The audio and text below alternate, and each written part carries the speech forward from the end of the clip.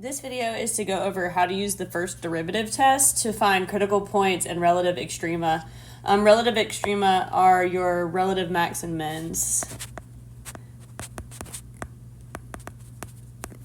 And so the first thing we're going to do here is we're going to take the first derivative. So I'm going to take f prime of x. That would leave me with 3x squared minus 16x plus 21. And then I'm going to set the first derivative equal to 0.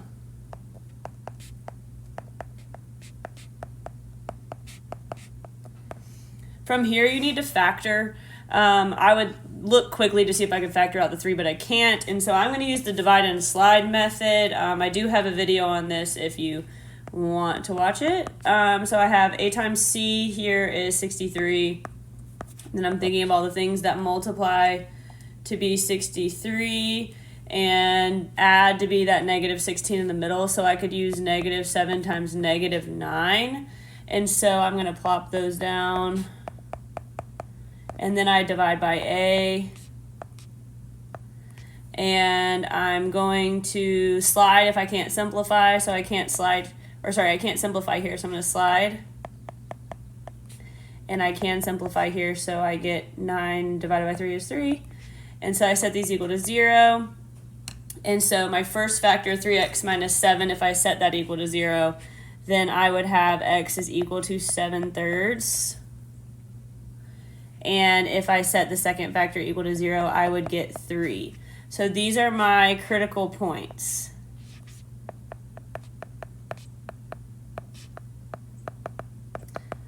All right, and if I were to graph the derivative, that would be the x-intercepts of the derivative function. But if these are max or mins, they would be the x values of the max or min on the original function. So to figure out if they're a relative max or a min, I'm going to use kind of like a number line or a table. Forgive my messy handwriting. So I've got leave a space to check something on the left of 7/3, and then something to the right of it, and then 3, and then something to the right of 3. So you want a number to the left or to the right of either side, and you're going to plug into f prime. So if I have 7/3, I know 0 is less than 7/3, and that for me is the easiest thing to plug in. I know 7/3 is a little over 2. It's a little like 2.3 repeating, so I'm going to check 2.5, which would be bigger than 7/3 and less than 3. And then I'm going to try 4 as a number that's bigger than 3. So these just need to be numbers that are smaller and bigger than the two critical values that you find.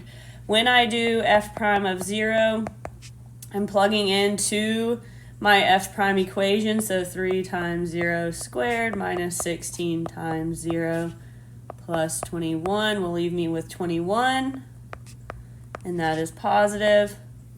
So I'm only worried about is it positive or negative. Then I'm going to do f prime of 7/3, or sorry, we know this is 0 already, we already solved that. So I need to plug in 2.5.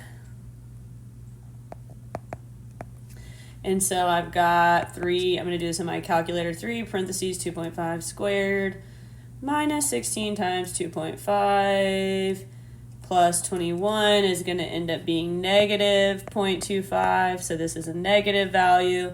And then I'm going to plug in 4. Again, I'm just using my calculator. And that gives me 5. So this is a positive. So wherever your number is going from positive to negative, like right here, this is going to be a relative maximum. And then when it's going from negative to positive here, then this is going to be a relative minimum. I remember these by wherever it came from is what it is. So like when it came from the positives, it's a maximum. I just kind of relate positive to maximum. When it came from the negatives, it's a minimum. The way to check this, if it's calculator active, I just went ahead and put the original function into my calculator. And so I should have a maximum at 7/3 and I should have a minimum at 3. And if I look here in Desmos, click on the maximum, that is 7/3. And if I click on the minimum, that is 3. So I do have a relative maximum and a relative minimum at those values from this first derivative test.